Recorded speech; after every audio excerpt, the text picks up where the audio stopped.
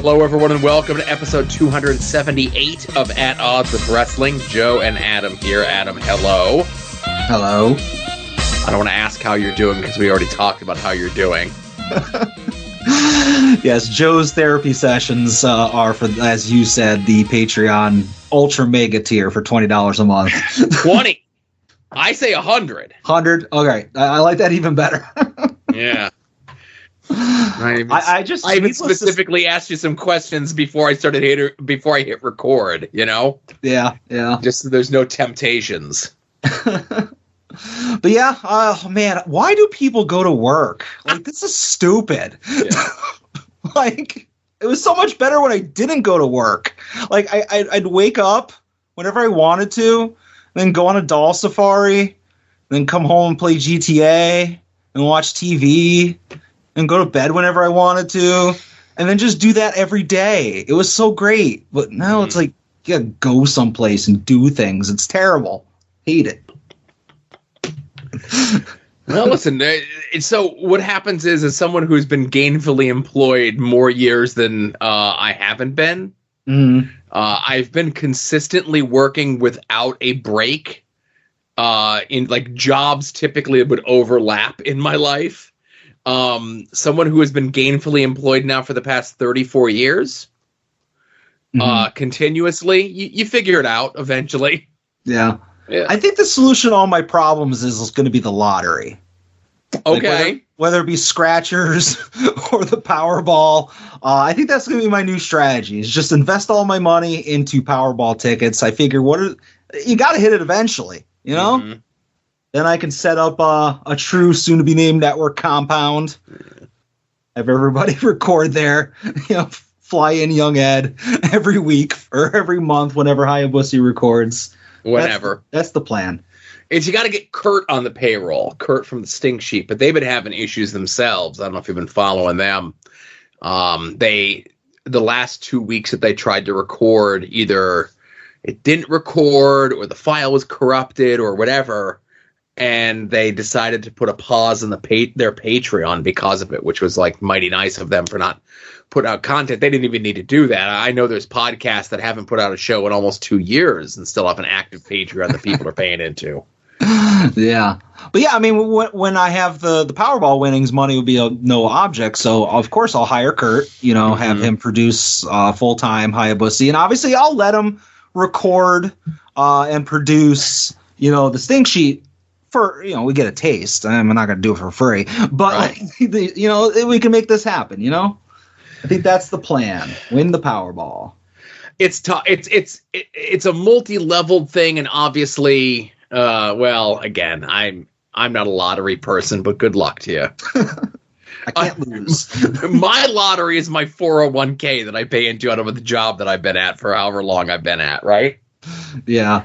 And I look at my yearly statement, but there's people that watch their 401ks like it is the stock market. And it is the stock market, or it is the lottery, and it goes up and down and whatever it is.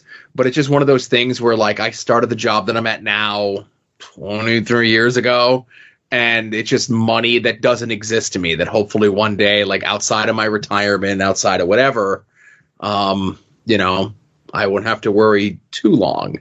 Now, granted, and again, listen, I know you were at a very fancy importer-exporter job. I don't know what sort of package you had gotten out of that.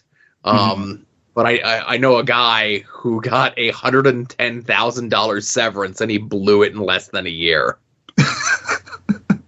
That's not me, I swear. No, I'm not saying it's Adam. Yeah, that's not me. I'm just saying, listen. It took me 18 months to blow through my severance. There you go. All right. Well, let's get down to the meat. The banter section is over, ladies and gentlemen. Let's get down to the meat of the show. I hope you like clips, motherfuckers. And now, At Odds with Wrestling presents This Day in Wrestling History.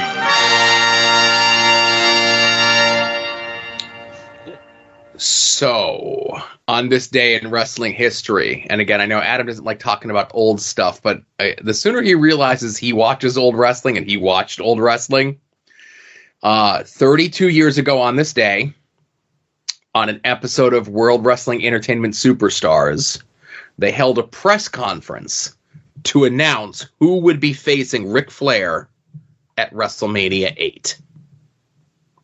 All right, ladies and gentlemen, welcome to our press conference, please.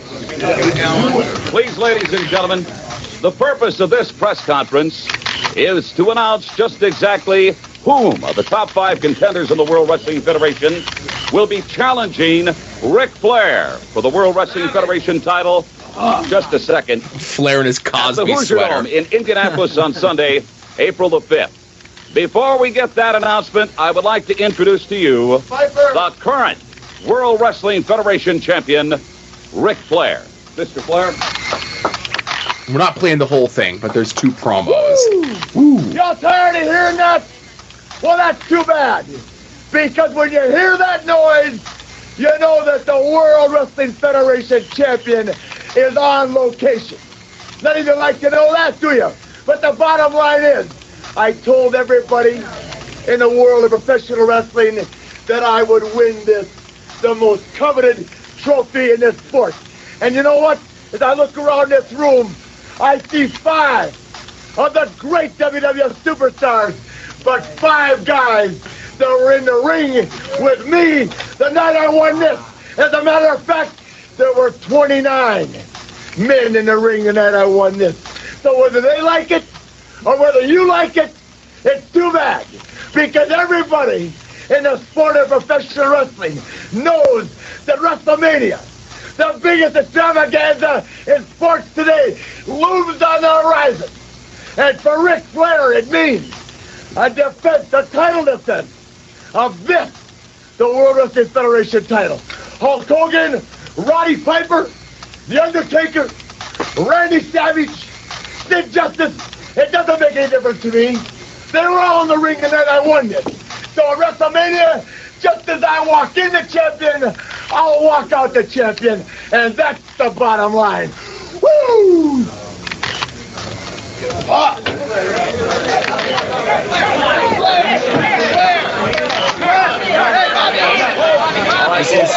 Years ago? Wait a minute. Yes. I can hardly hear myself, please. I'm sure this man can answer some of the questions for you. I would like to introduce it. Did you say that's not that long? No, it's not that old. You said I don't like old wrestling. I perfectly acknowledge this era. Okay. Plus, I will say that in 32 years, WWE still has just as kayfabe of a journalist crew around the studio. Well, maybe more on that later. Yeah. This time, the president, questions later. Just give us a minute or two. The president of the World Wrestling Federation, the Honorable Jack Tunney. Mr. Tunney. Jack, hold off on the questions, please. Thank you very much, Gene. With so many worthy challengers anxiously awaiting a shot at Ric Flair's World Wrestling Federation title, choosing an opponent has been especially difficult. At this table, up here, are 5 of the challengers. I was rooting for Roddy Piper. So was I, but he was the Intercontinental Champion. I knew he couldn't. Well, Warrior Challenge. On my left, Sid Justice. That's different. Macho Man Randy Savage. Yeah, right. Michael. And Hulk Hogan. Very hard to choose one. However, after careful consideration, as well as examining the wishes of the public at large, I have reached a decision. Right. Ladies and gentlemen, Watch this. esteemed members of the press, challenging Ric Flair for the World Wrestling Federation title at the Hoosier Dome at WrestleMania 8 will be Hulk Hogan. Yes. Yes, please. Yes. Wait. Justice, you were obviously not pleased with the news. Hey, yo, shut up! I want to say something. What happened at Royal Rumble? It was simple. I was the last man standing. I would be the world champion if it wasn't for you, Hogan, pulling me out from outside the ring. Now, what you did, Jack Tunney, was bogus! The most bogus act you've ever pulled off. Well, I want to ask you, what is it? Is it because I'm not a big movie star like Hulk Hogan, the big immortal one himself? Is it because Sid Justice is the newcomer? Well, I want to tell you something, Hulk Hogan. You couldn't beat Ric Flair on your best day, but I can. Why? Because Sid Justice rules the world. Wait, one minute. The Justice. So again, not playing the whole thing, but I still remember all of that. Yeah, no, I miss those fake press conferences as well, when they were intentionally fake, like overtly fake. Like obviously we don't get Hogan Flair, but can you imagine like looking back at it if that was actually the main event and we didn't have the switcheroo that they eventually did, spoilers, but like how WWE never did Hogan Flair on a national stage? Well, if we have learned anything, from The Observer and shows that analyze stuff in The Observer, like Between the Sheets, Hogan and Flair was dying a death at the house shows. It just wasn't drawing. Like Flair's first run of house shows were against Piper, and then the second set of house shows were against Hogan, and they were not doing as well as they were. And so that was that plan going into this, that they knew they weren't going to go with Hogan, but they teased it. And when Sid signed to WWE earlier in 91, it was with the caveat that he would get a main event match at WrestleMania with Hulk Hogan. Okay. So, and that was one of those things that was kind of sort of hinted at even in like the Mark mags back then. Yeah. And it's something that more has come out like, with, being more involved in like the Observer and the Torch and everything else in more recent years. But as a kid, seeing Sid in WCW being like this vicious rule breaker or this heel and everything else like that, and he comes in as a babyface in WWF, and this is the first glimpse that we get to see of Sid as a heel in WWF. So I was like so excited, right? Mm-hmm. And all of these characters end up changing so much. Like it ends up being Macho in the main event, which we'll get to. And we're maybe, and again, I don't know if it's going to line up on our date and time or whatever it is, but I'll definitely play it. But we're like, in this time frame 32 years ago, we're a week or two away from the Undertaker babyface turn. Okay. Like on the same Saturday night's main event, they officially turn Sid heel and they turn Undertaker babyface in two separate segments. And we're probably going to get, I don't know if it'll line up day and date, but we're going to get the She Was Mine Before She Was Yours stuff, right? Yeah. Oh, okay. Nice. Now, also on this day in wrestling history, 31 years ago, again, we're lining up with the first year of Monday Night Raw. This was the first in-ring appearance of the narcissist Lex Luger. But we also get a return of an 80s superstar. Now, again, I'm not going to play the whole promo, but I want you to listen closely because there's going to be a certain spot I want you to hear. And that's where we're going to stop the promo. All right. Looks like he got a little too close with those snippers. Fans love him. They haven't forgotten him one bit. Brutus the Barber. What an ovation just has to make you feel real good. It makes me feel. Two great men in the ring right now. Just want to say, moving on.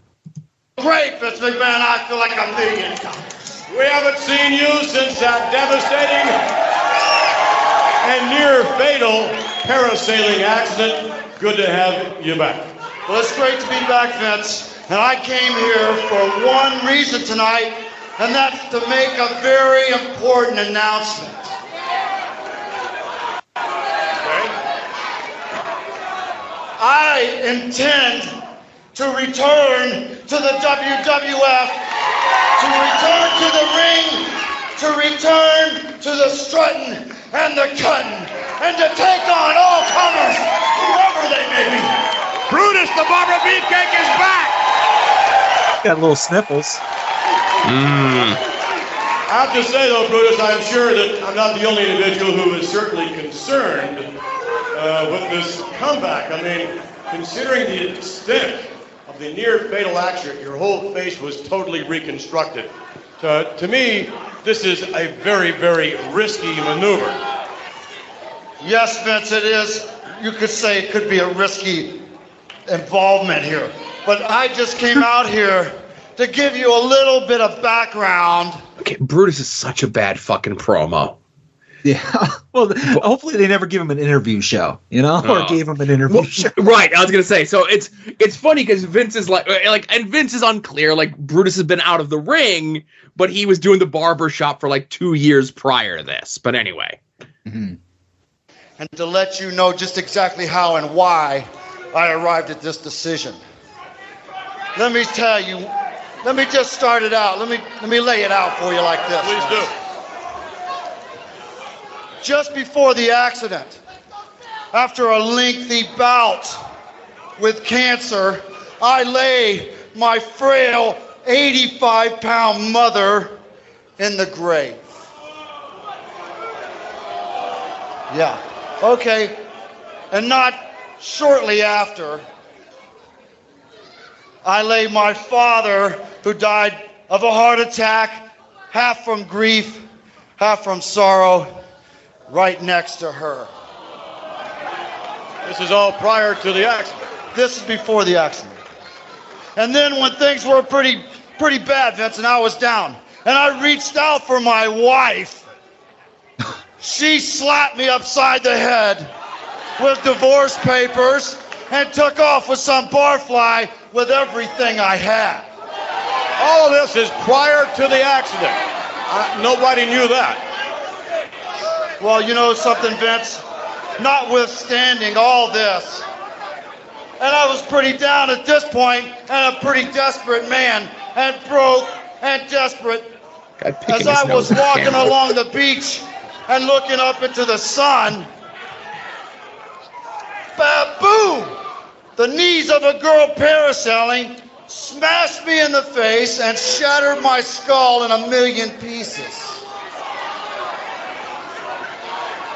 You know, my eyes were squashed into the back of my head, but my ears were still working. And as I was whisked off in a helicopter to the trauma center, I heard them talking. I heard what they said.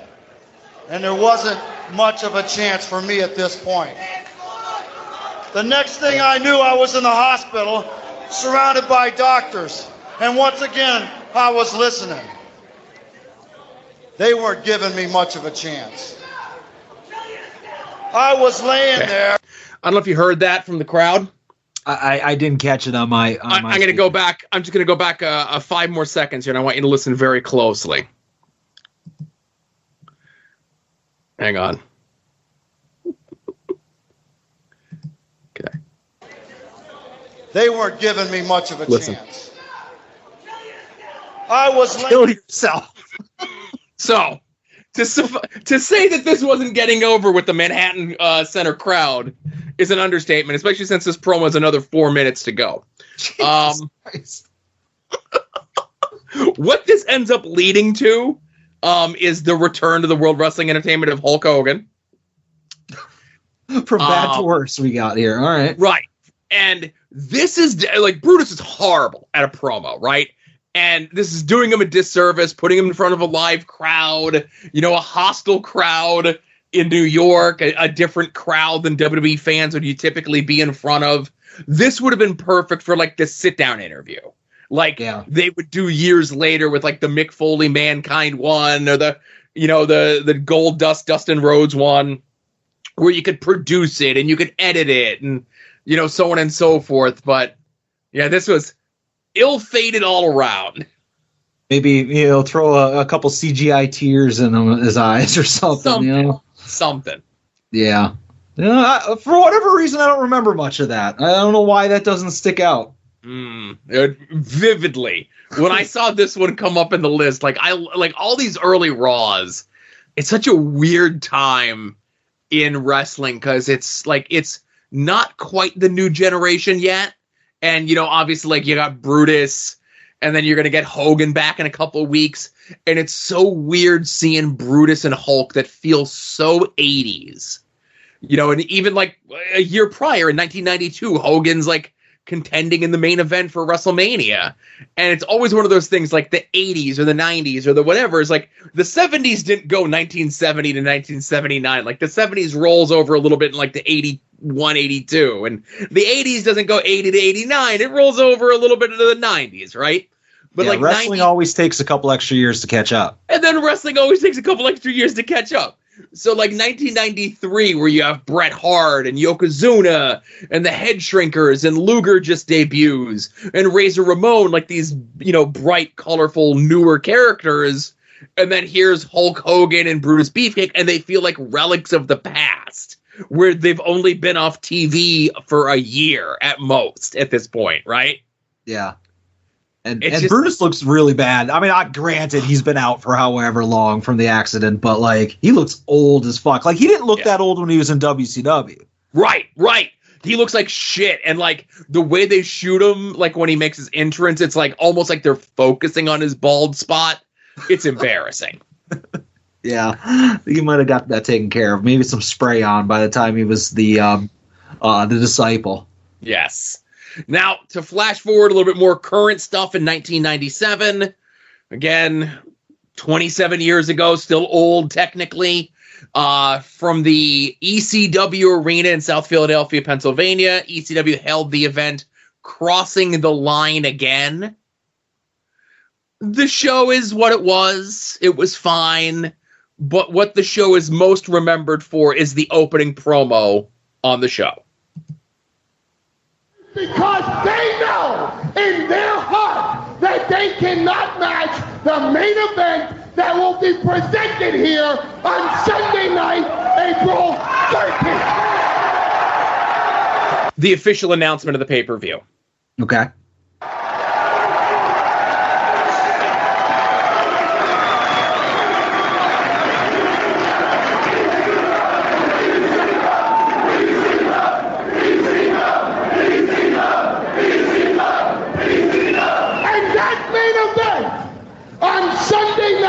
April 13th will pit that man Taz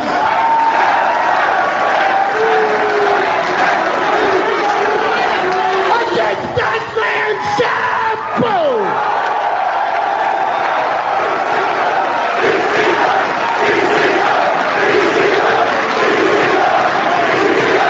What's up, Eula?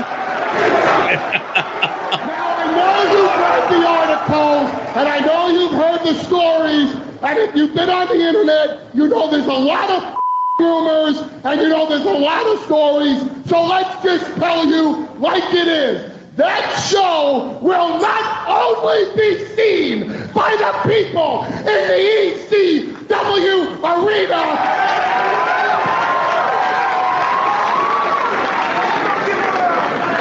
because on Sunday night, April 13th, we get to show the whole world what we got here.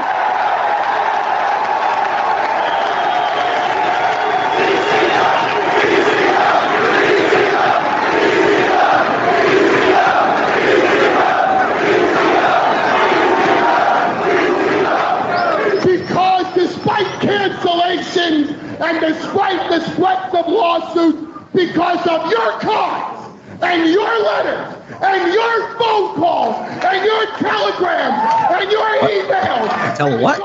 Telegrams, come on. Of this audience, because you can't BCW, but you always give us a second chance. That show will be carried live on pay-per-view.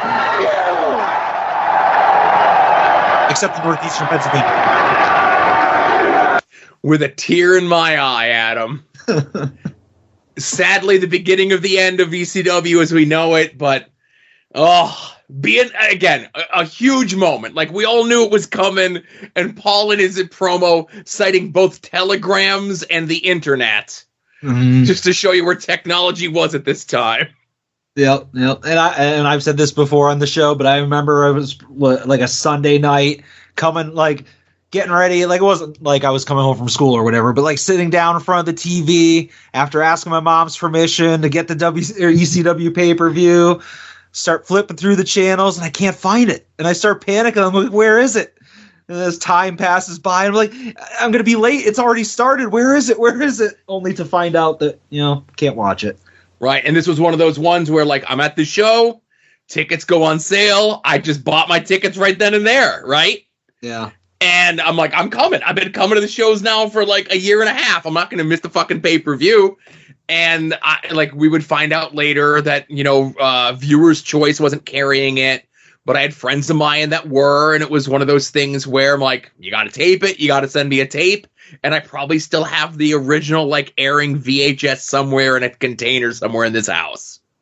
Yeah, I'm thinking I have the Pioneer DVD release. So I have the ECW's DVD release, so it doesn't have the music in it.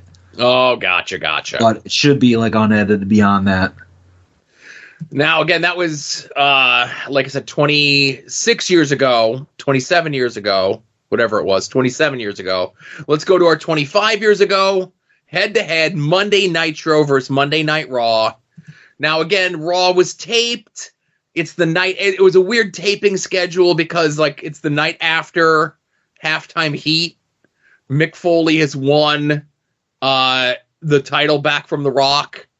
And he also won the $100,000 bounty that The Rock got for eliminating Austin from the Royal Rumble. Mick probably still has all that money, too. Well, again, we do get a segment of him investing that money. Oh, maybe not wisely, but investing that money.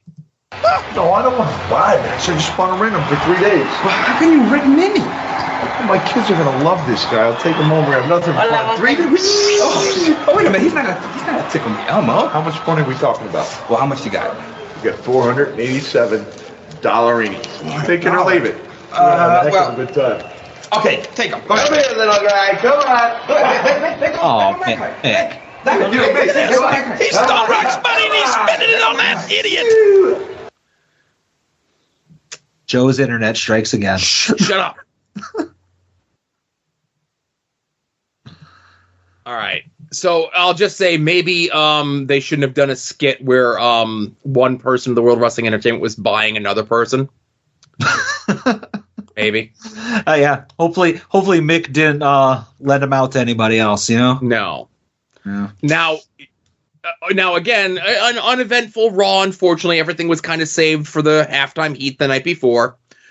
Over on Nitro, though, Adam, remember those weeks of skits that we saw with Raven's mom showing up and Raven going back home and meeting all the colorful characters that lived in Raven's world, like his sister and his neighbor and all that stuff? Yeah, I mean, it was the start of something that I assume would, spill out through the rest of the year. Had a bunch of extra storylines, introduce new characters. I was really looking forward to it. Right, yeah, well, none of that matters. And they'll say only a 2 count. Also, what's this all about? Some guy walked through a fence?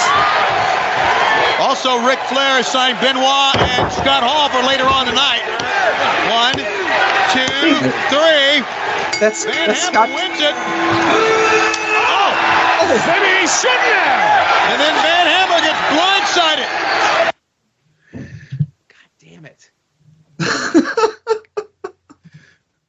This is going great. Shut up. All right. What was Sandman's name when he was the neighbor? Jim. They just called him Jim. That's right. Okay. Blindsided with that kendo stick, that Singapore cane that he's just driving down to the back of Van Hammer. What is this all about, and who in the world is this? We saw him in vignettes weeks ago. Obvious, it's barbed wire. You gotta be kidding.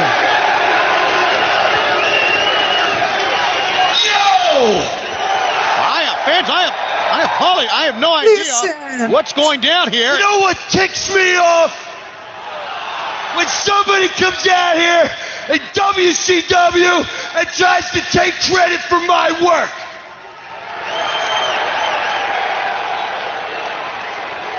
Yeah, a lot of guys call themselves hardcore. You see him coming out to the ring with barbed wire wrapped around him.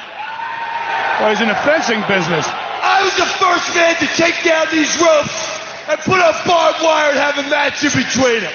Citation needed. I was the first man to wrap barbed wire around a baseball bat and crush somebody's head with it. I was the first man to wrap barbed wire around my body and jump off the top of a steel cage through a table on somebody. Maybe. Bam Bam Bagalow! You think you're hardcore? Well, you're talking to the king of extreme. I've watched you hunt Goldberg. I've watched you hunt Nash. How's it feel to be hunted? I ain't leaving till you get out this ring, Bigelow. Did WCW not realize promos weren't Challenge has been issued. I thought. Shut up! I think that was a great. Will Bam Bam answer the challenge to this man? Wrapped in barbed wire with that stick. Most certainly is a dangerous foe in the ring. We'll be back. He should have just came through the crowd, caned the shit out of whoever, and then just left. Right. Now, again, it's one of those things of like one hand not knowing what the other is doing, in that like he's in these skits with Raven, and then because of the regime changes and everything else that was going on in WCW at the time, they're like, well, what do we do? Right? And we do get one more skit to wrap everything up next week, but like they don't even have a name for him. But they're like, put him on TV, put him against Bigelow. We're not going to call him Sandman. They're not going to call him Hack. They're not going to call him Jim. And I'll say, you know, I make the joke all the time, but from the classic Raven Sandman shoot interviews together, where they talk about this period and how, you know, again, I'm not going to mix words, but Sandman talks about how he got on steroids for this run. And he says that he was in the best shape of his life. And Raven chimes in and says, you were in the best shape for you, right? Yeah. Which is one of my favorite lines of all time. And the two of them are just needling each other, fucking with each other about the whole thing.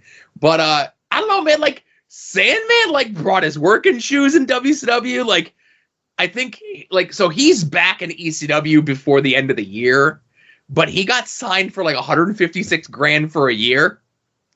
And I think he only ends up working 8 months of that year. That WCW opportunity, everybody should be that lucky. Yes, certainly. Now, you heard them mention that Ric Flair, commissioner, whatever he is in WCW, signed a match later on for tonight of Chris Benoit taking on Scott Hall. And again, it's an important match, so important of what the stipulations of the match and what that match is for, that they even brought in Michael Buffer for it. All right. Tonight, here in the Twin Cities of Minnesota, a special heavyweight eliminator match. The winner of this match will go on to Super Brawl on Sunday, February 21st, to face the reigning United States heavyweight champion Bret Hitman Clark. 10 out of 10, no notes. Who is he taking on? I guess I see no fault in that. That sounds good. Worth every penny. Bret the Hitman Clark. He's cousins of Jeff Harvey. I didn't pull the clip of Hulk Hogan calling the cameraman a jiggly Jew, but just pretend that you heard that in Hulk Hogan's voice. We are reaching. This is the beginning of the end. Like, as bad as anything might have been, even the stuff that we're watching through the Patreon, right? It's literally like this month, February of 99, is where you can pinpoint WCW just piss away all of their goodwill. Yeah, I say all the time that, like, oh, I'm a big fan of WCW 2000 because it was so bad. But, like, the WCW 2000 that exists in my mind started in 99. Right. Like, the way the homework and everything works is, like, I'm going to, you know, just to keep with consistency, I don't know what you're assigning for this week, but like next week I would sign the Nitro that was after the Super Brawl that we just watched. But I so bad want to assign the February, I think it would be 15th Nitro from 99. But it's a 3-hour Nitro. Ugh. It's the first hour plus is no wrestling, just all backstage segments and skits. You're winning me back. You're winning me back. Now wait, I might win you back. I think it's also the on-screen debut of Tori Wilson. All right. But it's arguably one of the worst episodes of Nitro in the history of Nitro, which covers a lot of ground, but I feel confident in hanging my hat on it, saying that it is one of the worst episodes of Nitro of all time. I think just like in movies when like you have this big climactic scene and then they give you a flashback to kind of let you cool down, like Super Brawl 2000 was like, think of a TV show. That was the mid-season finale. And when we come back from the finale, you're like, oh, how are they going to get out of this? But wait, there's a flashback to kind of set up the story. So I feel like that could be a natural thing to happen. All right. We might do that. I don't know. Thinking about it. I mean, again, I was intrigued with an hour of all backstage stuff, but you told me about Tori Wilson's debut. I'd be down for it. And lastly, but leastly, also on this day 10 years ago was National Pro Wrestling Day, and this is the one where the Chikara shutdown angle ended. Chikara officially came back. The announcement of the return show was here. If you've listened to the Patreon, this show has come up quite a bit with a lot of the folks that I've talked to. Whether it be 3.0 and Archibald Peck showing up in the DeLorean, whether it be the reveal of Jimmy Jacobs being behind like the grouping of all the people together, the singles match between Eddie Kingston and Dasher Hatfield and how that match came to be, and just kind of everything involving Ashes, which is what a lot of the Patreon shows that I did last year were about, but it was 10 years ago today that it was the return of Chikara. Wow, you're old. Yeah. I am. I'm very old. Yes. And I saw this show. Very rarely do you talk about an indie show that I've seen. Yeah. How about that? Myself and Jerry and Adam Lash in days when they were still talking to each other, me doing commentary, the two of them doing production, we all got to sit at a table for the entire show with Maria Kanellis. Oh. You know who's a really nice person, Adam? Maria Kanellis. Maria Kanellis. Yeah. All right. TV does not do her justice. Yeah, I can't make fun of you. All right, I take back the old comments. Remind me to shake your hand next time I see you. All right. So let's get down to business. Let's get into what we'd like to talk about from the last week in the world of professional wrestling. No bits. You go first. All right. Well, you know what? I'm going to start things off with something, Joe. Believe it or not, it happened since we last recorded, but it feels like it was like 6 months ago. But there was a Royal Rumble this weekend. Yeah. First of all, congratulations to Kevin for winning the Women's Rumble opportunity. And congratulations to Ben's girlfriend for winning the Men's Royal Rumble opportunity.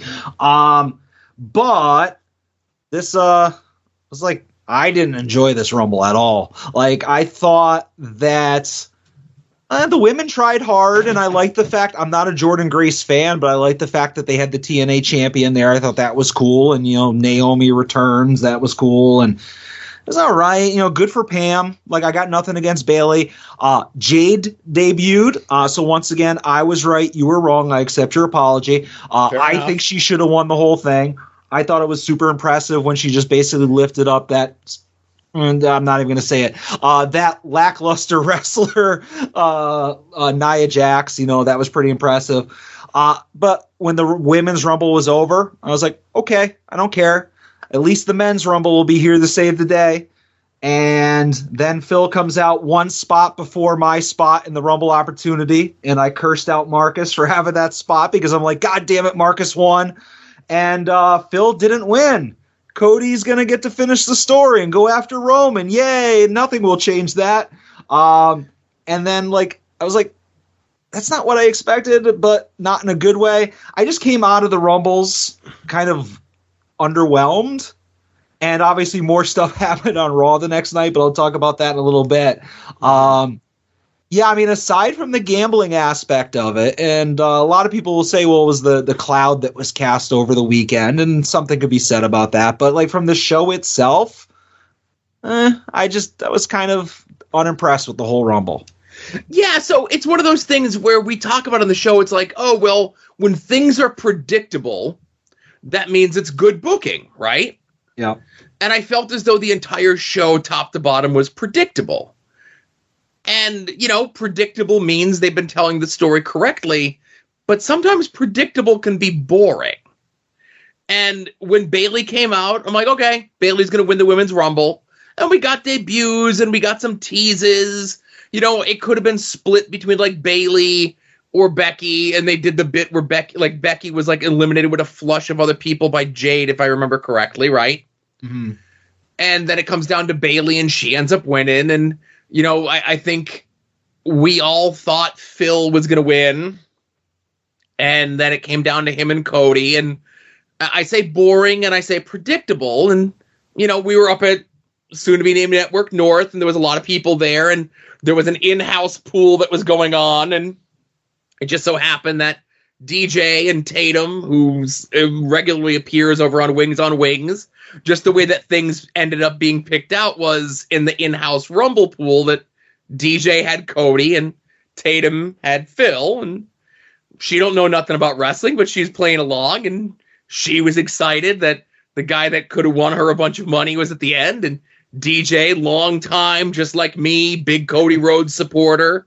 Yeah. His person was there, and Tatum, I think, did some sort of like recording of it. I don't know if she live streamed it on some of her social media or something, but if you saw that, I do want to apologize for my behavior during the final moments of the Royal Rumble.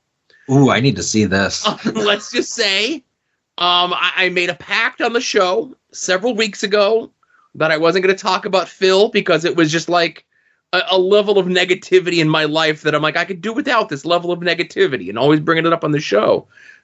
And Adam, there's that episode of The Simpsons where Homer talks to Lisa about like, you just take all your feelings and you ball them up and then you just let them all out at one time. Like that time that I hit the referee at the whiskey bottle. Well, this past Saturday at DJ's house was me hitting the referee with the whiskey bottle. I thought wrestling was real. And I might have said a lot of things about Phil, and I was swearing, and it was very exciting when Cody won, and the show ends with him pointing at Roman, who's up in the skybox, making the belt around his waist motion, and as far as I'm concerned, Monday Night WrestleMania said it's Cody going against Roman for the title, right? Nothing else happens between now the Royal Rumble and us recording that would change that, right? Yeah, and first I will say you are completely justified in your reaction to Cody winning because he's your guy. Of course, You're going to have that kind of reaction when somebody that you've been supporting since day one, despite pretty much everybody else that you're surrounded by in the soon-to-be-named network, like acting to the contrary.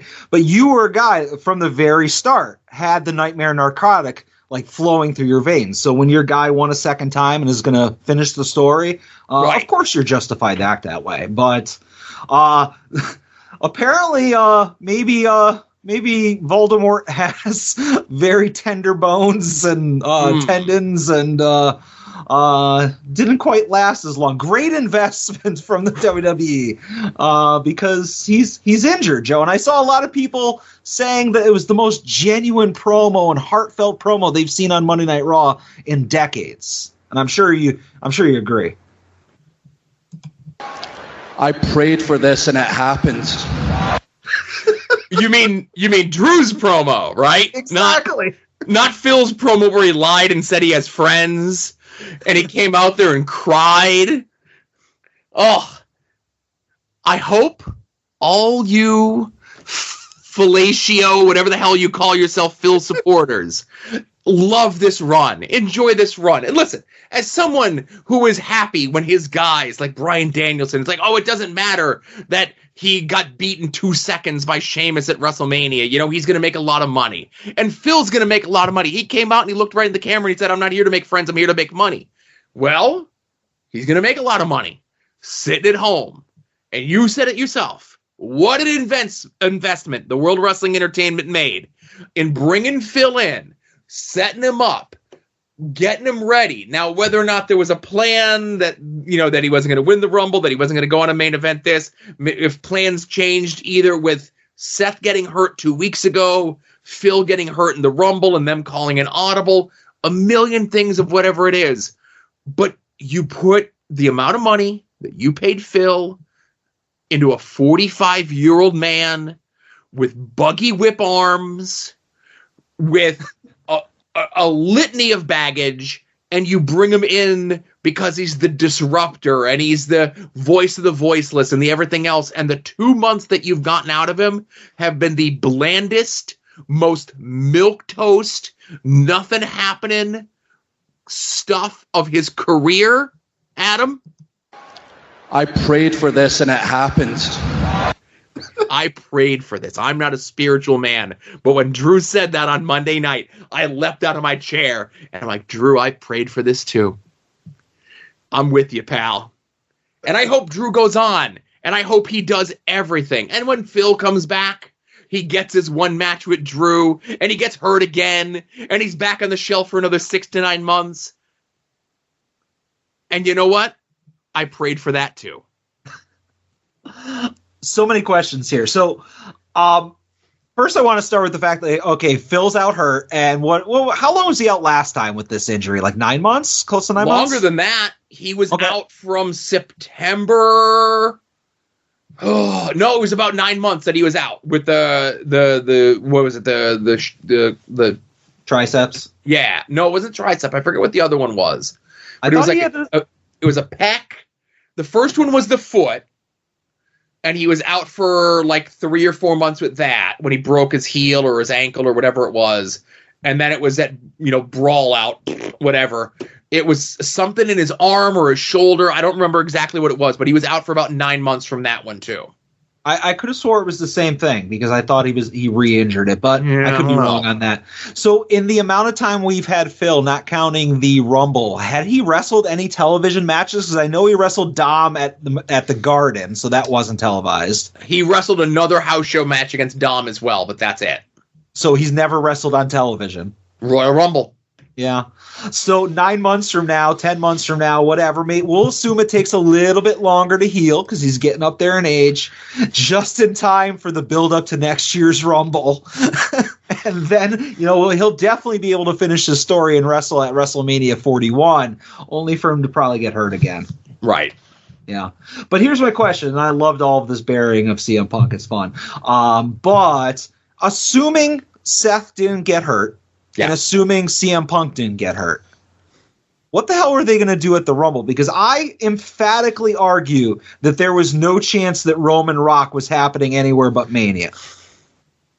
So if that tied up Roman, and you still have Cody, you still have CM Punk, and then you have Seth, like, what do you think, since you have to agree at this point that it was never going to be Rock Roman at, like, some Australia show, right? I've acquiesced on that. Like, I was wrong on that. Yeah. So, like, what could have been the original title picture going into Mania? Like, if nobody got hurt? Phil winning the Rumble and going against Seth at Mania. Before The Rock came back, I would assume that we would have had Cody against Roman, but with Rock coming back, I assume Cody would pivot to Gunther. Okay. I was about to say he would have pivoted to the host of WrestleMania. No. All right. Just curious how you're going to go on that. Mm-hmm. All right. So I think we overlapped a little bit on the Rumble and on Raw afterwards. What else do you have? Hey, competing against the Royal Rumble was AEW Collision, which I did watch, right? Okay. And I have to give a special shout out to the Danielson versus Yuji Nagata match. Loved it, right? Mm-hmm. Was it the best match of either man's career? Absolutely not, because both those men have had fantastic storied careers.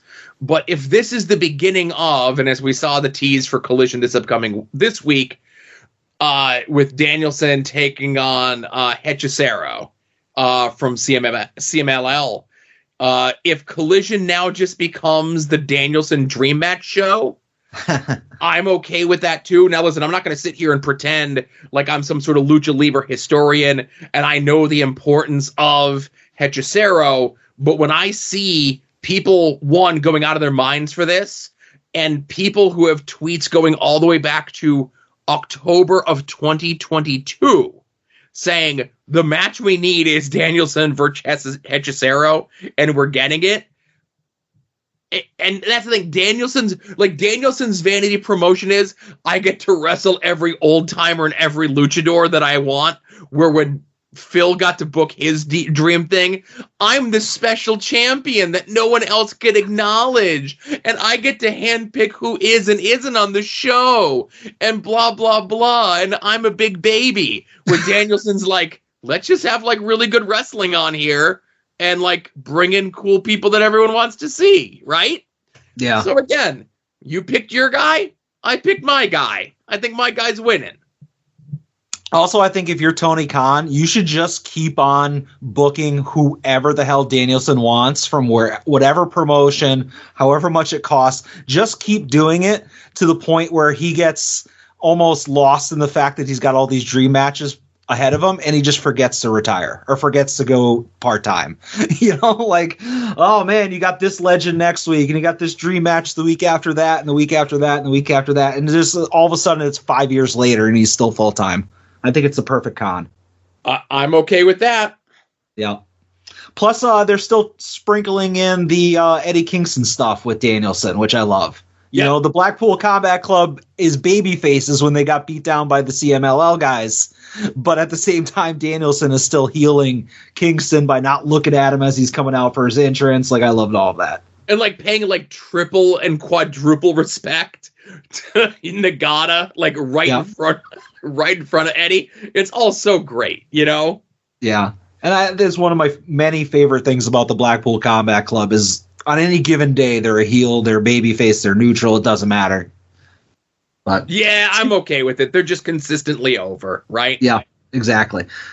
Speaking of AEW, I'm going to stay here for a second. And many, many weeks ago, I said on this very show, AEW needs to bring back the ranking system. And then last week they announced, hey, it's coming back. And as soon as Dynamite went off the air, I immediately went on Twitter and started refreshing my feed, Joe.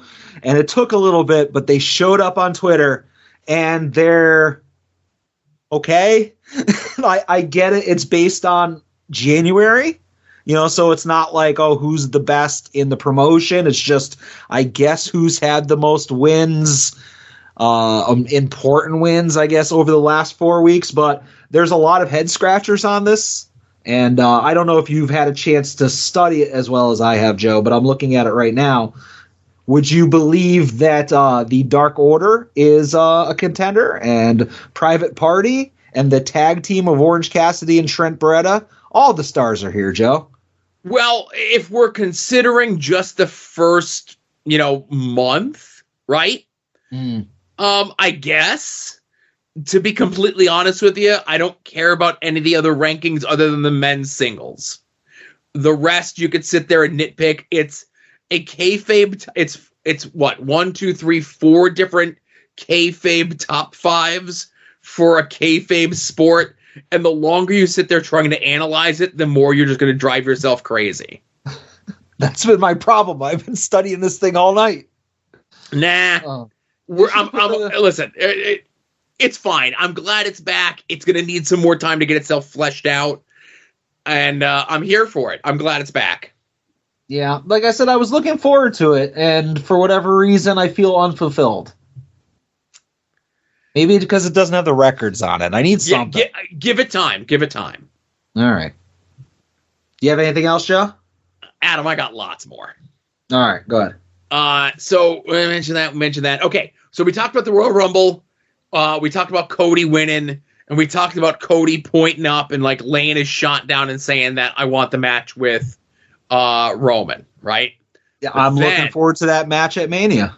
Then we get the promo on Raw where Seth comes out and casts doubt on everything and says to Cody, do you want to go after the sports entertainer title or do you want to go after the workhorse title, the blue collar title? You don't want to be the champion who politics and just works whenever he wants and however he wants. You want to go for my title. Now, and Seth every day has been putting these videos out on his social media of saying to Cody, it's like, do you want to be like the Ultimate Warrior or do you want to be like Ric Flair? Do you want to be like Hulk Hogan or do you want to be like Dusty Rhodes, your dad?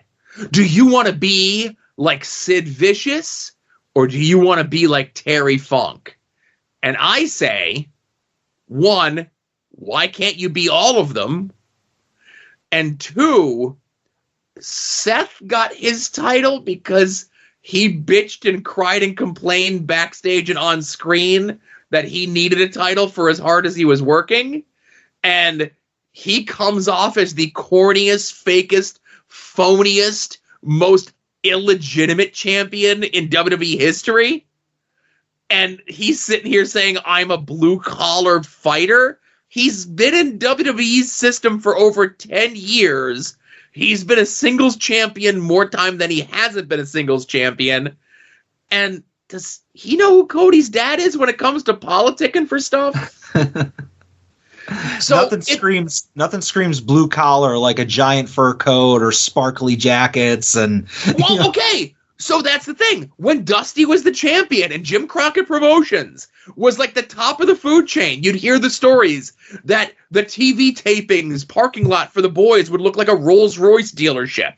Dusty would come out on TV and him and Flair and Magnum and Tully would all be cock-waving each other to see who's got the nicer fur coat on TV, who's wearing more rings, who's got the more expensive Rolex, because they all had money. Now, granted, yes, I'm not taking anything away from Dusty, Magnum, Tully, Ric Flair, Seth Rollins, Cody Rhodes, Roman Reigns, any of the other people that they're doing the things. But this is just a way to try to put some intrigue into whether or not Cody is going to go for the title that he's been going for this whole time, or it's Seth's fake vanity title that no one gives a shit about. Yeah. I feel like they could have avoided all of this if they didn't have Cody so emphatically pointing at Roman Reigns on Saturday night. I definitely think that was the plan before Phil got injured. But with Phil getting injured, they had to call an audible and now throw some doubt into what could be coming next. Yeah. Well, hopefully Cody finishes the story. If for no other reason, then it would make you happy and nobody else on the network. Right. And DJ. Oh, that's right. And DJ. I forgot. You guys are the two. Yeah. DJ even went and got his Dusty Rhodes tattoo that he has. He got it changed to a Cody Rhodes tattoo years ago. You know what? I heard about that. Yeah. Yeah. All right. Well, Joe, I only have one thing left. Well, you know what? Before you do your one thing, I got one more real thing. Okay. Oh, geez, you're coming fully loaded today. Yeah. It's been a week, Adam, and a lot has happened in the last week in regards to the allegations and everything against Vince McMahon. And as a wrestling podcast, we would not be doing our due diligence in talking about it. And I want to first start by taking my hat off, my John Cena hat, from the presser this past Saturday to John Alba, to Brandon Thurston, to Seahawk, who I don't like very much. He blocked young Ed on Twitter after Ed made a very funny joke about Scott Hall going to the Performance Center to teach people how to get DUIs. And I also can you send me a link to that tweet? I want to look at it. Oh, I'll send it to you from my Joseph. Oh, I can't do that either. And I want to give, and again, somebody else I don't like, Nick Hausman, who today on the NXT, whatever the NXT thing is happening this weekend, on that presser with Sean, he brought up the Vince McMahon allegations. He brought all this stuff up and they asked the tough questions. And listen, a lot of people were back and forth on social media about it, like, you're a coward, you won't say anything. And even if you do say something, what's it going to do?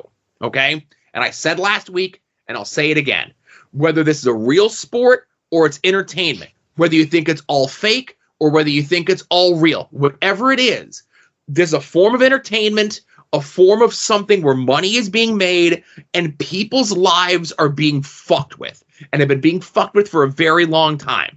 And the longer we just laugh it off and say, you're not going to do anything, or even if you say nothing, it's not going to change. But the fact that people like John Alba, like Brandon Thurston, especially, more on him momentarily, like Seahawk, like Nick Hausman, stood up at that press conference and actually said something and tried to hold Hunter's feet to the fire and tried to hold Sean's feet to the fire. They're in this corporation. Dave Meltzer himself, to read Dave's quote, Dave Meltzer says, your father-in-law was just accused of sex trafficking and rape. Everyone knows how much I personally like you, Paul, but this was bad. The most powerful man in the history of this business was removed in disgrace. This was bad. And he's talking about the way that Triple H handled that press conference, how he sat there and he looked people in the eyes and said he did not read that the 56-page or 65-page or whatever it is deposition. And that's bullshit. And that's the same weekend where Ronda Rousey comes out on social media, of all things, and says it doesn't matter if Vince is gone, as long as Bruce Pritchard is there. Bruce Pritchard is Vince's voice in WWE. When Vince was gone last time, Vince was still filtering stuff through Bruce, right? And then, on top of everything else, before we came to start recording today, John Laurinaitis, his legal team came forward and said, I'm just as much as a victim as the woman who brought these accusations against Vince, because Vince was forcing me to do these things against my wishes with this woman who was also being forced to do these things against her wishes. Now, in everything that happened, the accusations came out. Vince Slim Jim said that they were going to pull their sponsorship, and they had a huge sponsorship going into Royal Rumble, going into WrestleMania. They pulled it. Vince stepped down. Slim Jim brought their stuff back in. Bruce Pritchard is still there. Laurinaitis comes out and makes these sort of statements. It is going to get worse before it gets better for these people. The fact that these people, and Laurinaitis was named specifically in the lawsuit. There were 4 other WWE corporate officials. And listen, I'm not going to sit here, like I said last week, I'm not going to sit here again and try to figure out who's who and what's what. A lot of people enough are doing that online. If you want to be part of that, that's fine. But the lawyer for the defense or for the prosecution has been doing the rounds on social media and interviews and everywhere else. And she has said, we are not going to take a settlement. We are taking this to the full extent of the law. And that's why John Laurinaitis turned on Vince and tried to sell Vince down the river today as we record this by making those accusations and saying these sort of things. You don't think more people are going to come out and make, like, they're gonna rat on themselves to try to sell Vince out. They're gonna try to plea bargain to do something. And who do you think it's gonna be? It's gonna be people like Michael Hayes. It's gonna be people like Kevin Dunn, who's no longer at the company. Good gracious for him. But who knows what legal wranglings could come against him? And none of this stuff would have happened if people did not ask the questions when they had the opportunity to people like Triple H and people like Shawn Michaels. And then again, Brandon Hausman brought up the allegations of Shawn's past, of him and Marty Jannetty and Brutus Beefcake and countless others drugging and raping and essentially abusing women for years. And Shawn Michaels hand waved it. And then all of a sudden today, recent videos of people in the business who were there when it was happening. All those videos started disappearing. Videos went private. All this other stuff. Shawn Michaels has to watch his ass. Triple H has to watch his ass. All these people that work closely with Vince. Brandon Thurston on his Patreon, WrestleNomics Patreon, free. I'll put the link in the show notes today. He put up a timeline of all of this stuff from the initial allegations 2.5 years ago to the John Laurinaitis thing that came out today. And when you see everything laid out there in front of you, the money that was paid out, the NDAs, Vince going on TV doing the victory lap on SmackDown. Triple H saying, I didn't know about this. And he's sitting at the UFC fight next to Vince and Pat McAfee, who's another one. All these people need to be real careful. And this is the serious part of the show. And this is a lighthearted show and it's a fun show. But this is fucked up, man. And I've been a wrestling fan my whole life. And I'm not one of these people that when Vince would come out and I would bow to him and think Vince was great. I knew Vince was a piece of shit for a long time. A lot of people did, and we're getting the proof of it. And man, I just hope that anybody who is an abuser gets the full extent of the law is brought upon those that were abused get the restitution that they deserve, and hopefully the peace of mind to continue on with their lives, because all of this is so fucked up. And I can't believe that this is happening in the goddamn thing that I love so much in professional wrestling. Yeah. I really can't add anything to that. I agree with you across the board. And we're going to do a very awkward change in tone. My way, my life. The Lexis King moment of the week. All right, Joe, this week on NXT, Ridge Holland was backstage meeting with the NXT commissioner, GM, The Rock's shitty daughter, and Ridge Holland's trying to get a match with members of Gallus or Garrus, I don't know. But Lexis King interrupts, and he has a gift basket, Joe. And in this gift basket is not one but two signed and framed autographed 8x10s of Lexis King, a T-shirt, and like some other swag. And he's there to bribe Rock's shitty daughter with it. She does not seem amused. She gives the gift basket to Ridge Holland, and then Ridge Holland gives it back to Lexis King and challenges him to a match. And that is going to be later on in the evening. So I did not watch the match, but Lexis King ended up winning off a distraction from Gallus or Garrus, whatever. And two members of Garrus were dressed like bumblebees, and I didn't understand it. And this has been your Lexis King moment of the week. My way, my life. The Lexis King moment of the week. And I will say, Joe, because I do watch NXT, like not religiously, I look for the Lexis King moment of the week because it is my job. I saw a segment where Chase U, who I guess is having like financial problems due to a scandal, they're on the verge of bankruptcy, and they were getting bailed out due to the fact that JC Jane unveiled a Girls of Chase U calendar. And I guess just from the sales from Derek, our listener and friend alone, that's going to buy a new school library. But because of this, Joe, hit the music. We got a bonus Lexis King moment of the week. My way, my life. The Lexis King moment of the week. So Chase U, after they cut the promo in the ring, they're backstage. They're celebrating about the fact that they're not going to have to close the university. And Lexis King showed up. I was not prepared for this. I put away my notes. Like I wrote my notes based on the backstage thing with Rock's shitty daughter and then the match. And I was like, okay, we're done. No more writing about NXT tonight. And once you know it, Lexis King showed up. He hits on Thea Hale and JC Jane. They shoot him down. He asked for a signed copy of the Girls of Chase U calendar. And then I guess Chase U has like an unknown job guy, and he got in Lexis King's face. And Lexis King's like, no, my friend, no need for that. And he leaves. And this has been your bonus Lexis King moment of the week. My way, my life. The Lexis King moment of the week.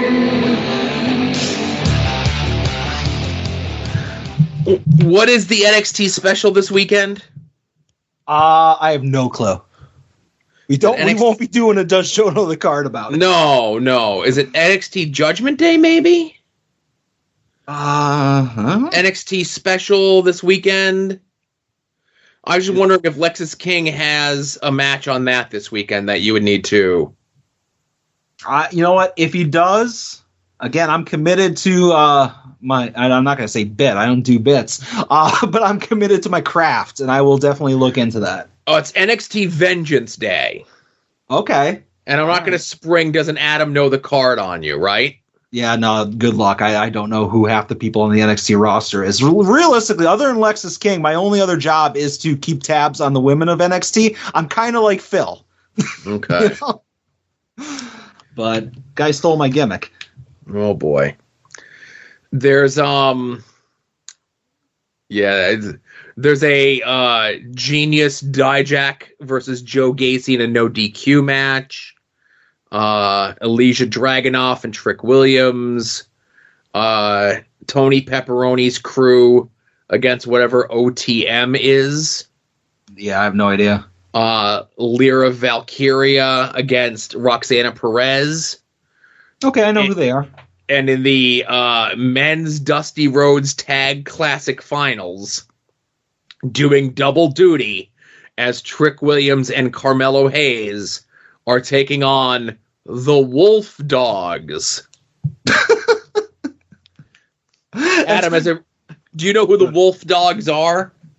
I assumed it's an unused name of what they would have given FTR if they came back. Do you know who the two people on there are? They're named people. I do not, just based on Wolf Dogs, no. Okay. Wolf, Lone Wolf, Baron Corbin. Okay. Dog, and Braun Breaker? And Braun Breaker. They're called the Wolf Dogs? Yes! Jesus Christ. Boy, NXT sounds like the worst show ever. Yeah, like, it's not 2 Point Glow anymore, but the stink of 2 Point Glow is still all over it. It's like the BO and Jerry Seinfeld's car. You just can't get rid of it. Exactly. Just throw the whole Performance Center out. Start all over again. All right. So I needed a moment to calm down there. Yeah. Take my pills. But what do we got for homework for next week, Adam?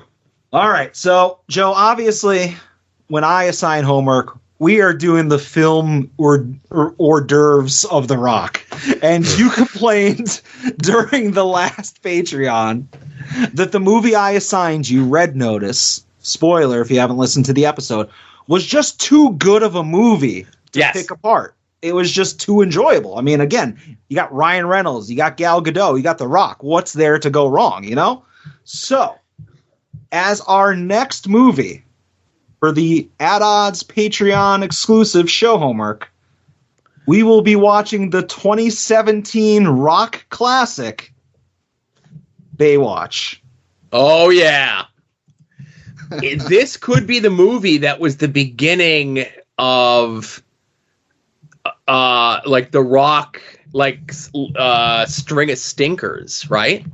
Yeah, I mean, this was one of the first things where it's like, The Rock don't miss. Well, okay, now he does miss. Yeah. But again, I think that every Rock movie is at least 5 stars, so this one I'm sure is great. It also has Alexandra Daddario in it, which should add a couple stars. Mm-hmm. I don't know who that is. Oh, you know who that. I mean, if you've seen her, when you see the movie, you'll recognize her. Your other co-host is a huge fan. Mm-hmm.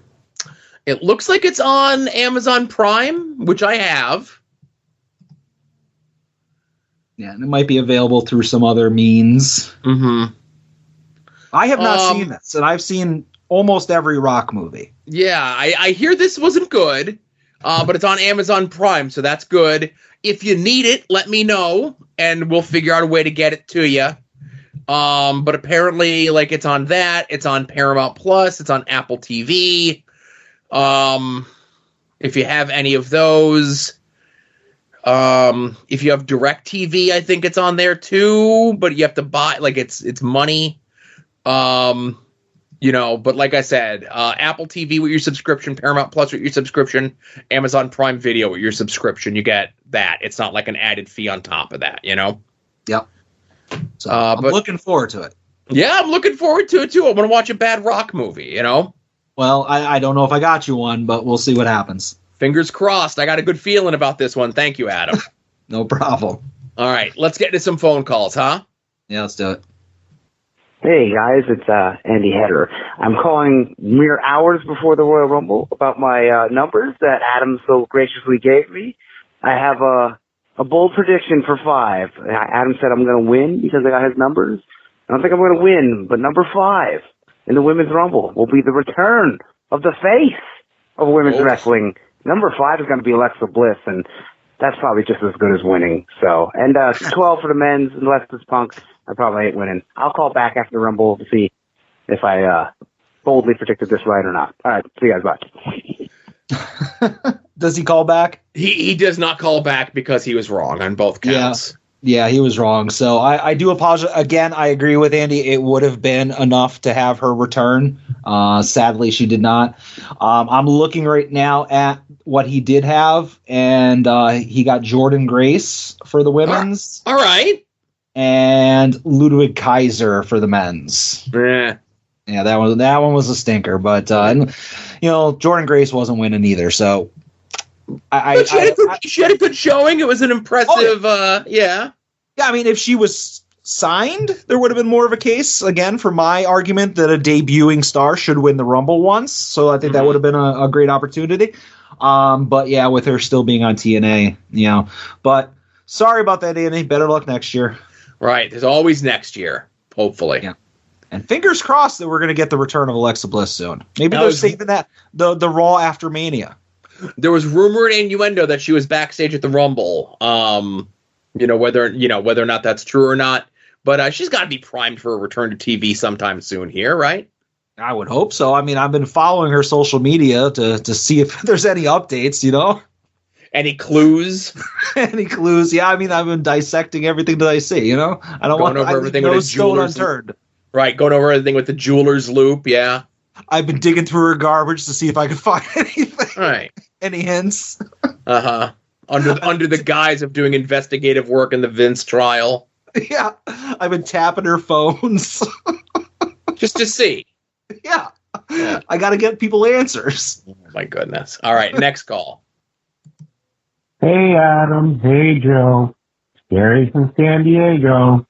Well, congratulations to Cody Rhodes, who's going to finish his story at WrestleMania. Well, Cody Rhodes is doing great. Won the Royal Rumble, had to answer a few uncomfortable questions at the press conference. But you know who's going to have an April disappointment? A buddy Phil from Chicago. Well, it seems like Phil was blown up after the Royal Rumble. After coming in, maybe 1, 2? No, like 20 or something? Don't worry, though. He'll have Corey Jade to take care of him afterwards, most likely. Now that Braun Breaker's out of the equation. He shows up in that YouTube video like a guy visiting his high school girlfriend. All right, well, happy Rumble season. Looking forward to the road to WrestleMania. Keep on rocking in the free world. Rock and rolla. Rock and rolla, Gary. Thank you for your call. April disappointment, huh? Is that him not being in the Rumble, or is that like something with his wife? I'm not really sure. What a coincidence that you and your buddy Phil have the same named wives. I know. What a coincidence. Yeah. She hates him just as much as I do. And you can take your pick on which April I'm talking about. Fair enough. All right. Next call. Hey guys, what's happening? It's Kenny. Hope all is well. As a day one, first time, long time, day one listener of At Odds with Wrestling, I want to say it's been a good run. It's been good times. All the ups and downs and the journeys through the grease and through the trials and tribulations of the world of professional wrestling, as this show will eventually have to be sunset in order for the new spot on ad-free shows with Something to Wrestle With. Oh, boy. Joe Sposto. Wreck Boss. Yeah, I didn't want to bring it up earlier during your monologue there, but sorry about Sweet Brucey. Oh, boy. It's all fun and games until it's someone that you like, right? Yeah, I mean, first Jarrett with his QAnon bracelet. No, we debunked that. It's not QAnon. It's a different junk science and it's a different Wi-Fi blocking bracelet, okay? My apologies. All right, yeah. It's just the stupid old white man one, not the stupid old racist white man one. I understand the distinction. There is a distinction. Yep. Once you get over 50, you're susceptible to a lot of things. Exactly. Except for Karen. She's not susceptible to anything bad. Oh, my goodness. Height of powers. She's on a run. Anyway, Kenny calls back. Hey guys, Kenny again. I never want the show to go away. Come on, that would suck. That would be terrible. We don't want to do that. This is A1 prime listening Friday morning. But real quick, I just wanted to say WrestleMania week. There's lots of stuff that's going on, and people have already started to sort of make their decisions about stuff. And I just wanted to say I have nothing to do with this promotion, but I'm super stoked to go see Labor of Love have shows on Wednesday and Thursday at Attic Brewing Company.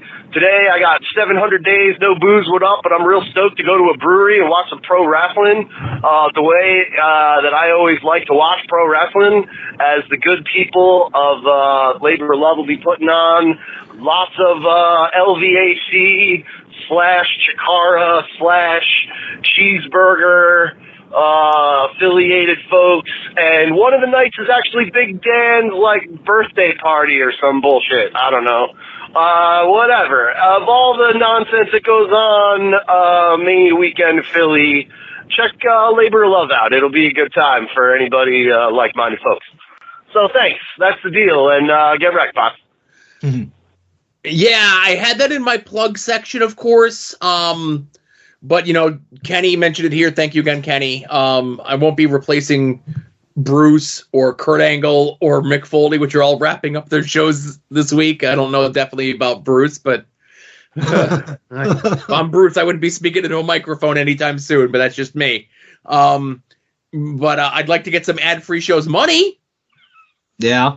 But, so Dan Champ announced, is it a wrestling show? Is it a party? I don't know what it is, but it's happening the Thursday of WrestleMania weekend at 5 o'clock in Philly. I'm going to put the link to buy tickets and everything else like that, and I'm going to read bits and pieces of it. But it's the Dan Champ 40th birthday party, and it's after the Labor of Love show at the Atticus Brewing, and a portion of the proceeds to this are going to be donated to Phil Abundance, which is a nonprofit charity that is looking to help homelessness and feed folks in the greater Philly Lehigh Valley area. Yeah, so I was going to say a $10 minimum donation at the door as your cover charge, goes to the charity, and you can obviously donate anything that you would want, any additional amount that you would want. Right. I'm going to see what I could do about getting there. I really didn't want to be in the Philly area for any of the WrestleMania weekend shows, and this is not a show. What are we doing? It's not a show. It's just a get-together. But it would be nice to see and hang out with some folks.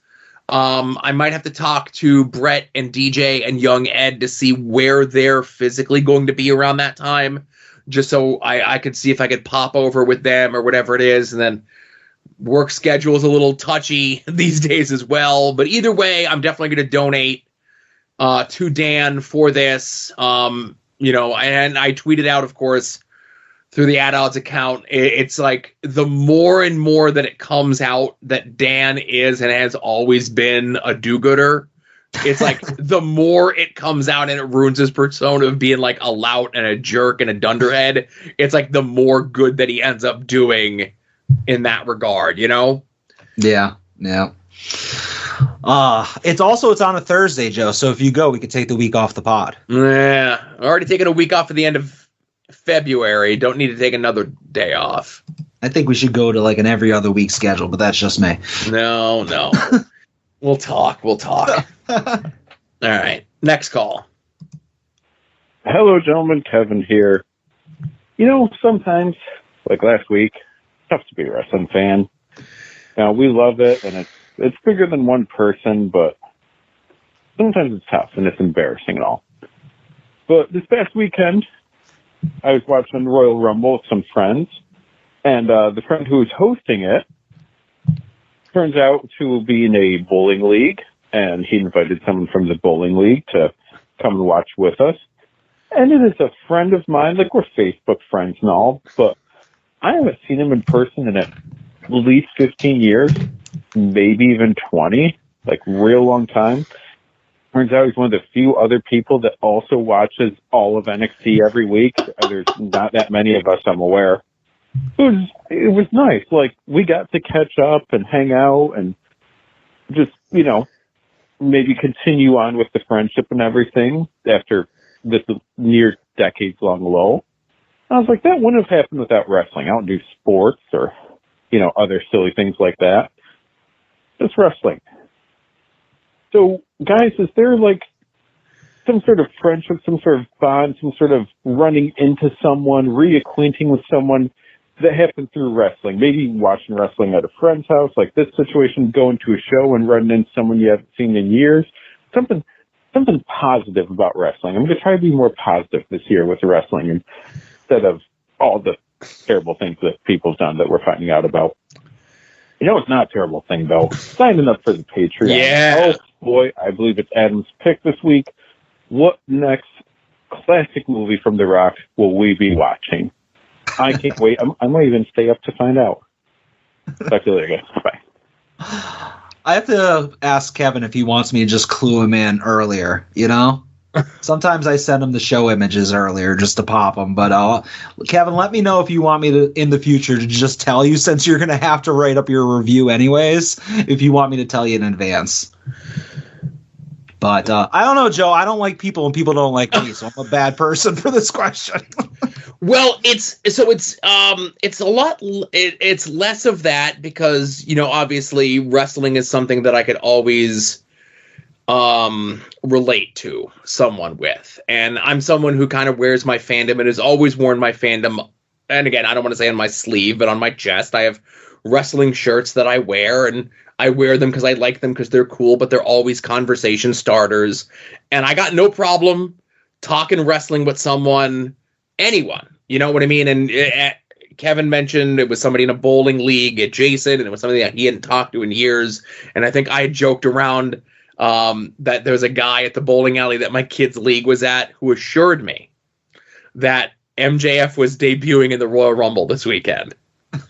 Now, again, he couldn't have been more wrong with that statement, but because we share the common interest of professional wrestling, and, you know, I called this upon myself because I've worn like an ECW shirt or, you know, like Papa Shango shirt or whatever the other shirts that we all have are, to the bowling alley, and like, oh, wrestling fan. And if I see you in public wearing a wrestling shirt, I'm going to come up to you.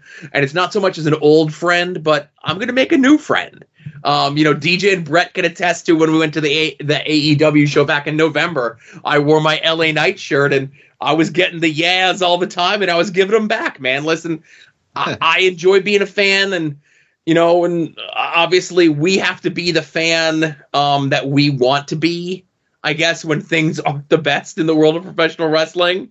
You know, we don't want to be insulary. We don't want to be snobs. You know, we could maybe be a little snobby online a bit, you know, but in person, like, I don't know, be cool to like people. And somebody that used to watch wrestling with back 25 years ago during the height of the Attitude Era, and you're Facebook friends with them, you know, check their likes and, you know, make sure that they haven't gone too far one way or the other, you know, right down the middle.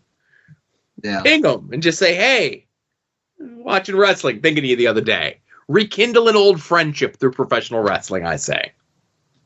There you go.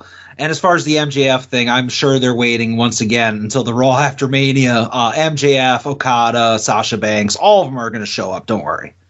Didn't they one of in 2023, one of MJF's 7 origin stories that he told on TV? Didn't he insinuate that he dated Liv Morgan or something at some point? I think so. Yeah. It's tough because he's had a lot of origin stories. Right. You could debut him on TV as Liv Morgan's boyfriend. There you go. Right. They could just steal whole cloth the entire Raven storyline that we've been covering, and it could just all be MJF as like the wacky neighbor showing up with the, you know, as Max. Right. And he comes out 3 weeks later, and they don't mention who he is or why he is, and he has rubber-tipped barbed wire wrapped around him, and he has a history I like all this. Yeah, he has a history of cutting drunk promos, but this one wasn't drunk. All right. We do have one last call, of course. It's pink button time. It's Young Ed time. Hey, Joe and Adam, it's Ed. I'm at ESOCon, just north of Detroit, Michigan. And I got my cosplay stuff on, and I'm about to go to the arcade and dealer's room and the bar and have a good time. And I just want you to know that I've never been more sure in my life that the number that I drew will definitely bring out someone that I absolutely hate. I'm positive of it. I don't know who it could be. I hate a lot of wrestlers in WWE, but I'm sure it'll be one of them. It'd be funny if it was MJF, though. Okay, bye. No, it was not MJF. If I remember correctly, Ed's pick. Yes, he was right. It is someone that everyone universally hates. It was Austin Theory. Yes. He was so happy about that, too. I was trying to hype him up that Phil was going to try to convince them. It's like, oh, what if I come out as number 13? Unlucky 13. I'm Phil. I'm this. I'm that, right? And none of that shit happened. You know what happened? Oh, God. I prayed for this, and it happened. That's what happened. I didn't yet complain on the show, and I feel like this is the part where I have to. I got Zoe Stark and Ricochet. Talk about two duds. Yeah, that's pretty bad. Who did I just had the sheet up in front. I have it right here, Joe. You had Jimmy Uso and Andrade in the men's. And again, a debuting star should win. And you had Asuka and Bianca. You were stacked in the women's. Two strong picks in the women's, I'll say. Yeah, I mean, honestly, the women's one was more wide open. Like, it could have been, like, really, well, Asuka, maybe not so much because she's the tag champ, but like Bianca could clearly have won that, like you mentioned earlier, Becky. But, yeah, so those were good ones. Not so much me. Also, I just want to say, like, without Ed's Twitter, like, I feel lost. I've mentioned this before, but, like, I don't even go on Twitter anymore. I just went there to look at his tweets, and I don't even get that. Sad. This is the exclusive home of Hayabusa content, though, so that that's makes right. me happy. Yeah. And I do have to screenshot certain things to send to Ed to keep him up to date on what's going on. And just make another burner. I know you got 5 of them that you can't remember the passwords for. Get another one. Right. Just get a new email address. And yeah they're free. Hayabusa 2, Electric Boogaloo, coming soon. Oh, my goodness. All right. So thanks, everyone, for the calls. We get the homework out of the way. Plugs. There's no TeePublic sale going on currently. Next week, there's one. 35% off anything through our store. That's linked up in the thing. IWTV, Jerry's Internet Wrestling Emporium. Use the promo code @odds. If you're a new subscriber, it lets Jerry know that you came to him from us. Gives us a little bit of a kickback if you keep your subscription going there.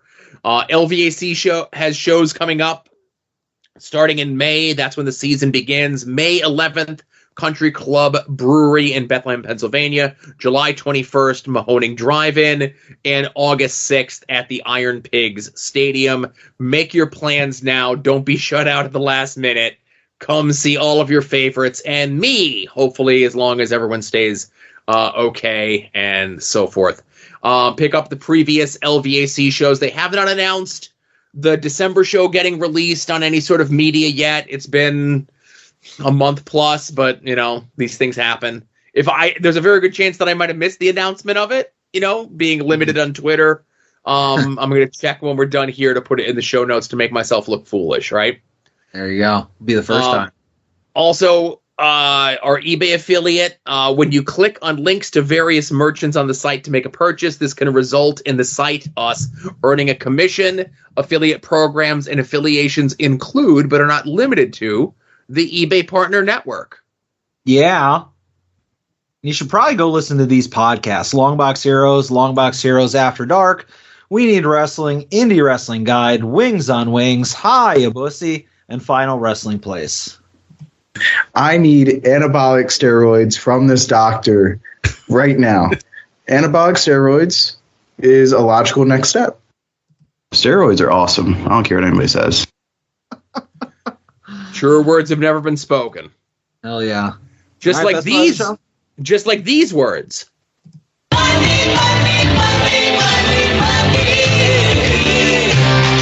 Some might cost a little. Some might cost a lot. But I'm the $100 Vansky. And your figures will be bought.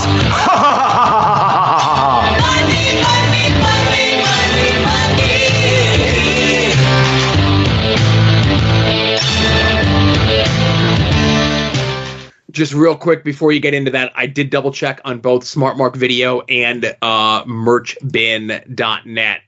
The video and the MP4 versions. The December show is not up on either one of those sites to purchase or view yet. All right. You did the journalism right on the air. Yep. Well, Joe, did you buy anything? I did. All right, why don't you go first? Well, again, let's start with the practical one first, and then I'll save the other one for the end. So we had to call the Roto-Rooter man for our pipes. The drainage in the basement was draining very slow, and it was impeding all water use in the house, whether it be from the washing machine, the dishwasher, showers, etc. So my dad and my brother, both plumbers, my dad came down. He's got some stuff that might have been found or left on job sites. He was able to cut in to our main drainage, snake down about 30 feet and still wasn't able to get it. He's like, you're going to have to call the Roto-Rooter guy. They have a thing that's able to go down 75 feet. And the guy said it around 60 feet or so. He didn't need to tell me because I heard a pop. Something was stuck in the line. They popped it out. Everything drains perfectly now, and it only cost me $413. Jesus Christ, that's a lot of money to get rid of a giant clump of your hair. Well, again, I will say it was probably also my wife's hair as well. But the guy did say that it was more than likely less hair or anything like that. But it was more so just because, our house is like coming up on 50 years old, if not 50 years old, that it was probably just buildup in the pipes that we have. Gotcha. I need to have somebody fix my shower. I can't turn the faucets off, so it's just a nonstop drip. I'm sure that won't be a problem in the long term. No. Just put a bucket down. You'll be okay. Yeah, I mean, it's in the drip is happening in a tub, and the tub has a drain, so it's just a cycle. Right. It's all pipes, right? Exactly. So I only got one thing this week. And okay.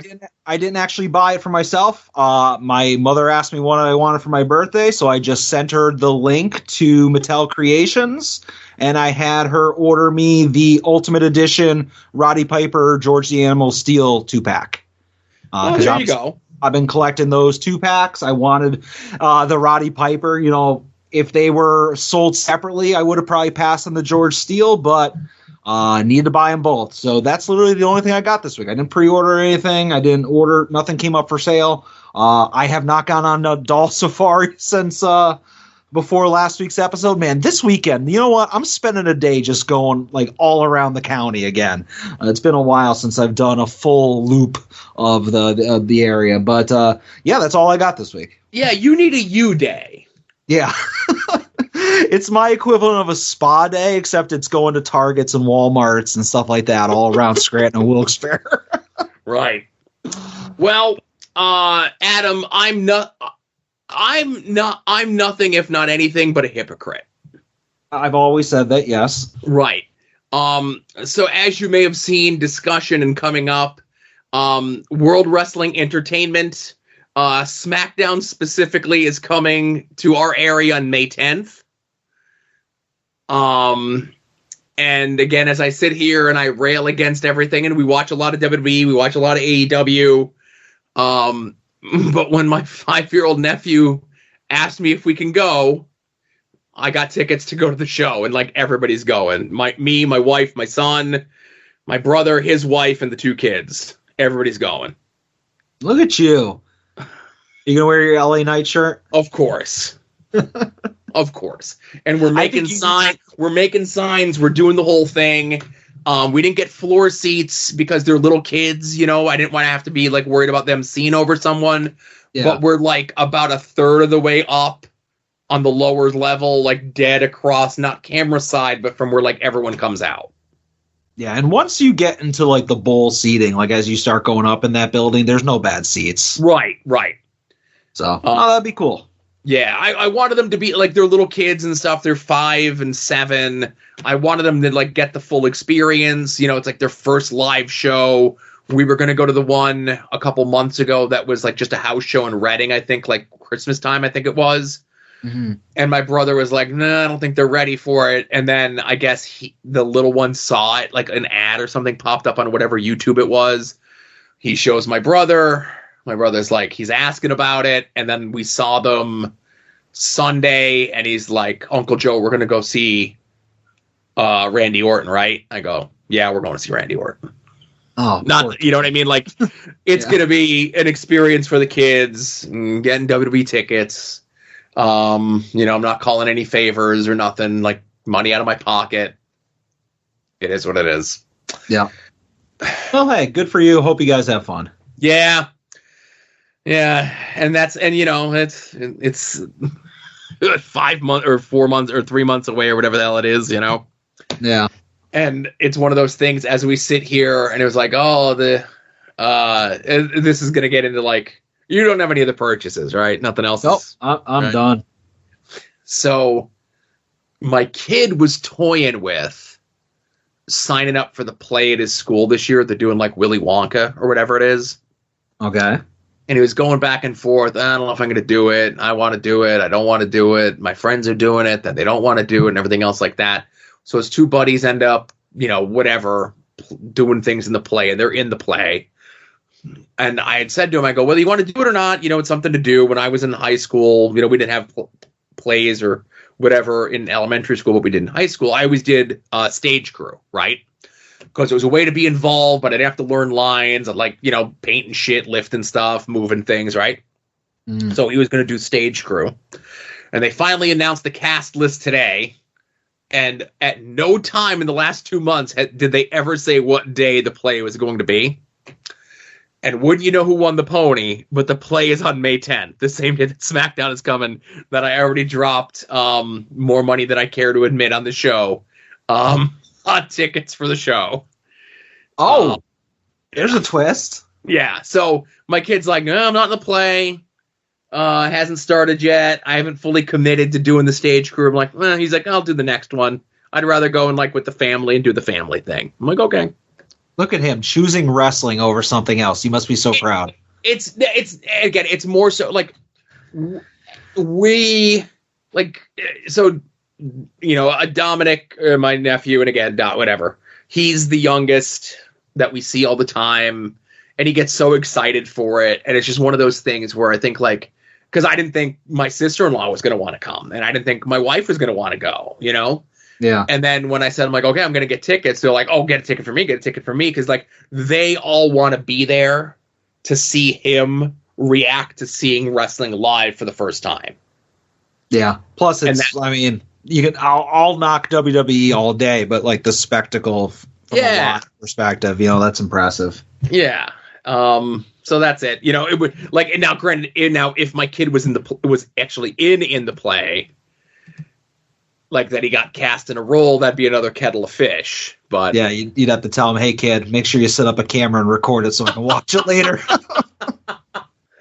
No, I would have. Again, I wouldn't have to eat the tickets, but you know, I would have just like had to transfer them to my brother, and you know, you're gonna go and find 3 other people to go with you, and we'll figure it out from there. You know.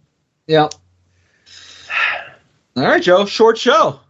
Yeah, short for us, I guess. You know, I don't know. We didn't forget anything, did we? No, I don't think so. I really thought it was going to be a much longer show with all the clips and everything that I played, but look at us. Keeping it to a lean under 2 hours. Yeah, definitely. Well, listen, everyone, thank you very much for listening, supporting the whole thing. This was episode 278 of At Odds with Wrestling. For Adam, this is Joe saying be safe out there and enjoy some wrestling.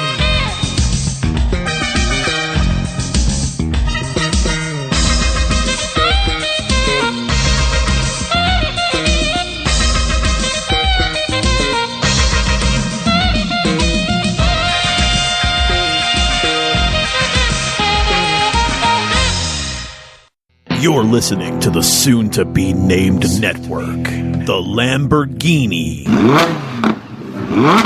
of podcast networks.